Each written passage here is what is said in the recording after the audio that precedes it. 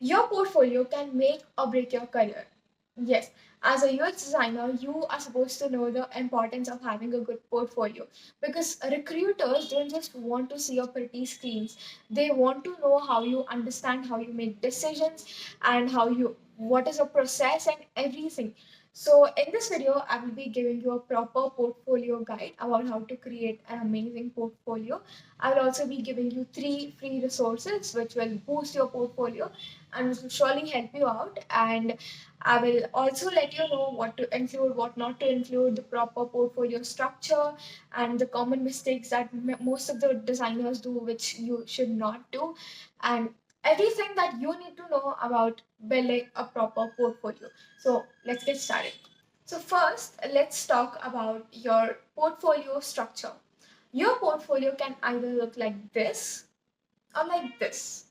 If you have 4 amazing projects that you can include, then you can use this one. And if you have only 3 amazing projects that you want to showcase, then you can use this one.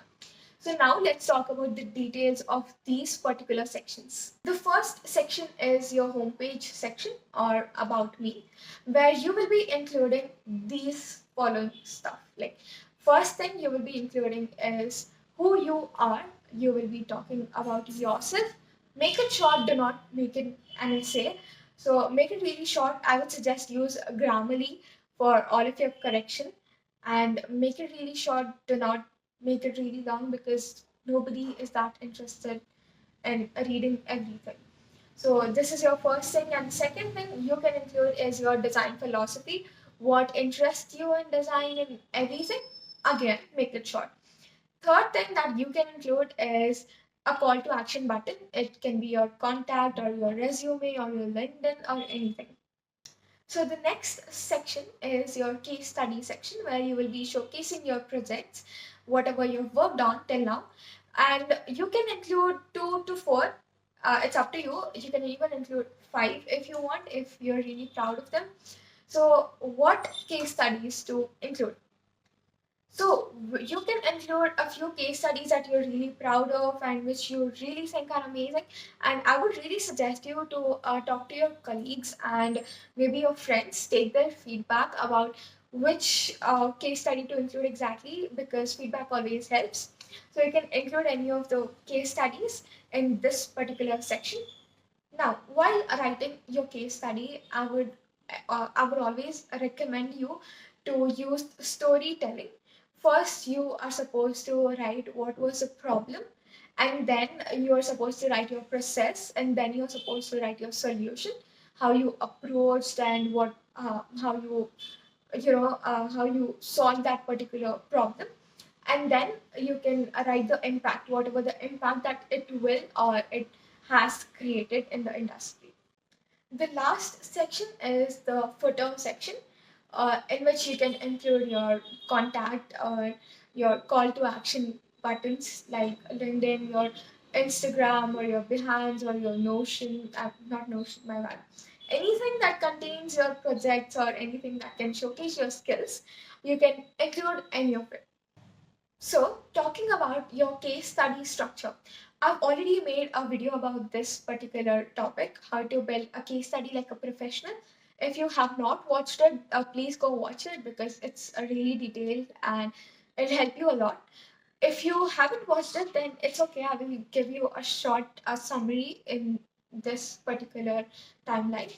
So, the first thing that you need to include in your case study is your title, whatever the statement, 1, 2 lines, just end it off. And then it is your problem, whatever the problem that you were facing or the others were facing. And then you can include your approach of whatever that you did to solve that solution, your design process, your wireframes, and the methods that you use for your research, maybe surveys or interviews or anything. And then you can include the solution, whatever the design that you have made after your approach.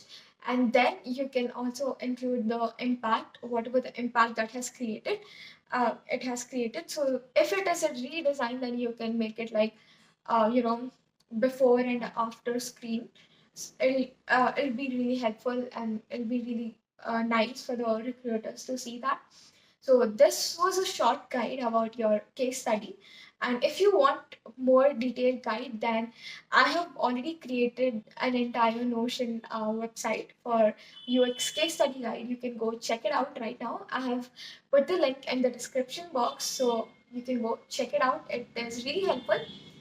You can also include the reflection in your case study about whatever that you have learned while designing and what you would do differently next time or something like that, because yeah, that'll create a good impact.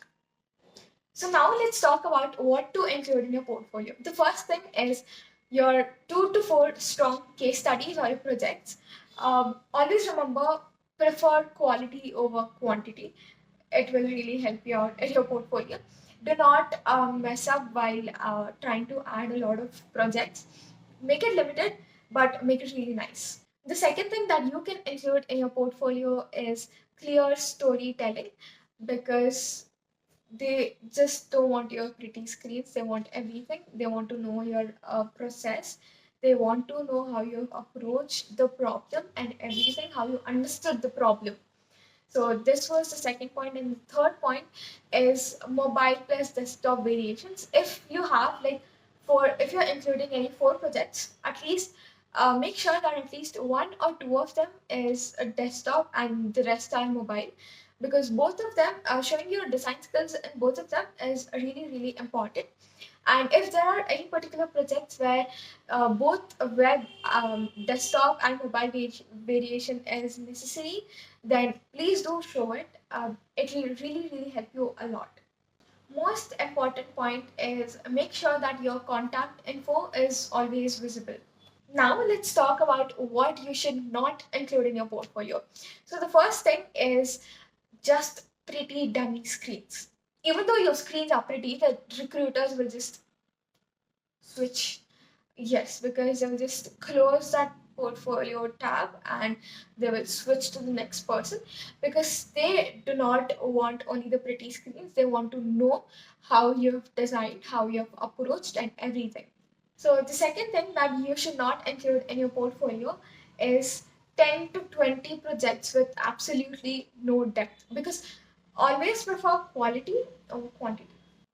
Do not include overloaded text. Do not write essays about everything about yourself or about your design philosophy or anything.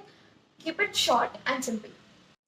Another thing that you should not include in your portfolio is your personal projects which do not show any UX thinking.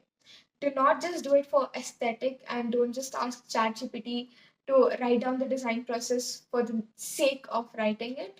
Make sure that you've already conducted that research and you have already done everything that you've been writing, because if you're qualified and if they call for the interview, you will surely get stuck. Now, make sure that your portfolio reflects your personality. Um, for example, if you're more of a humorous type of person, then include humor in your portfolio, because this is how you can you can create your portfolio engaging, and this is how you can stand out. Now, let's talk about the websites that you can use to create your portfolio. First one is Squarespace. Why I would always suggest you to use this particular website is because it lets you create your own domain. Second one, which is also the most popular one, is Wix. You can use this website because it's really user friendly. Another website that you can use is WordPress. Another amazing website that you can use for your portfolio is prettyfolio.com. This website is really, really amazing. It has a number of templates to choose from, and it is really amazing if you want a creative as well as an aesthetic uh, UX portfolio. So let's talk about the amazing resources that I will be giving today. One of them was the UX case study guide, and the other one is 80 plus design project ideas for your portfolio, which will really help you boost your portfolio. And they're really amazing. All the ideas are really amazing. So the link is in the description box. And the third one is the UX portfolio checklist. I've included everything that you need to include in that particular in your portfolio. It is a proper checklist created by me. So you can find this in the description box. I've pasted the link. I hope you guys like this video and do not forget to subscribe to my channel. So in the next video, do let me know what you guys want to see. So thanks a lot for watching again, and make sure that you build your portfolio in an amazing way. If you have any other doubts, then do let me know in the comment section.